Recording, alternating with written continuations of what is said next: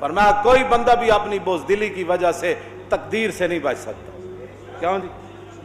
امیہ نہیں سی آندا، بزدلی دی وجہ تو نہیں سی آندا. جڑا حضرت بلال نو کٹدا ہوندا سی امیہ ابن خلف، حضرت سعد بن معاذ انہوں کیا سی، حضور نے فرمایا تو قتل ہو جائے گا. انہیں کہا مکے جبار، انہیں کہا میں اے نہیں میں نے پتا، حضور نے فرمایا تو قتل ہو جانا ہے.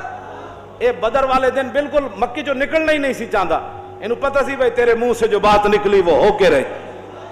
ابو جال گیا، انہیں کہا چنگا تو سردار آدمی، یہ تو نہ گیا تو سارے کسے نہیں جانا، تو سردار ہیں تھوڑا جا تو ساڑھے نال چل، اگلی منزل تو واپس آ جاویں. اگلی تے گیا تو انہیں کہا تھوڑا جا اور چل، یہاں تک کہ دھکا لگا کر فرشتے اسے بدر میں لے آئے.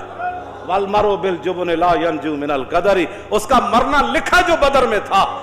تو آپ اس کی بزدلی یا اس کی اپنے جتنے بھی تحفظات تھے اس کو کیسے بچا سکتے؟ اس کی بیوی نے کہا بھی تھی، اور اس کی بیوی نے، کعب بن اشرف کی بیوی نے نہیں کہا. حضرت کنا آواز دیتی، محمد بن مسلمہ تھلو آواز دیتی، فرمایا جناب تھلے تشریف لے آؤ تے اے ساڑھے ہتھیار لے لاؤ تے گندم دے دیو. تو دی بیوی کہنے لگی مکانک فواللہ اسمع صوتا یقطر منہ الدم. حضرت محمد بن مسلمہ فرمایا نا تھلے آ تے تینوں اے ہتھیار دے دیں، سانو کڑنگ چاہی دی. وہ دن معاہدہ ہویا سی.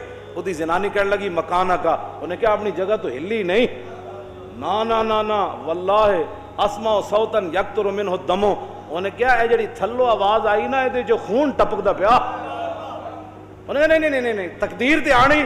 وہ دی زنانی نے نپیا وہ دا بازو، اللہ کا امرہ تو دی زنانی وہ دے بازو نپ لے کعب بن اشرف دے. انہیں کہا تھلے نہیں جاڑو، تھلے تانوں مار دین گے. انہیں کہا جلی ہوئی ہیں. اور تھلو آئے تھے محمد بن مسلمہ تے دوڑ لا دیتی.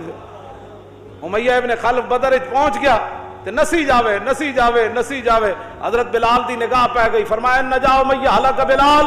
فرمایا جا جو امیہ بچا تے پھر بلال نہیں بچا. نپو اینو نپیا کہ نہیں. صحابہ انہوں وڈیا تے صحابہ کہندے انج آواز کڈدا سی جویں ہن اے وڈی عید تے بیل نہیں ڈاندے تے بڑ بڑ باں کر دین بیل.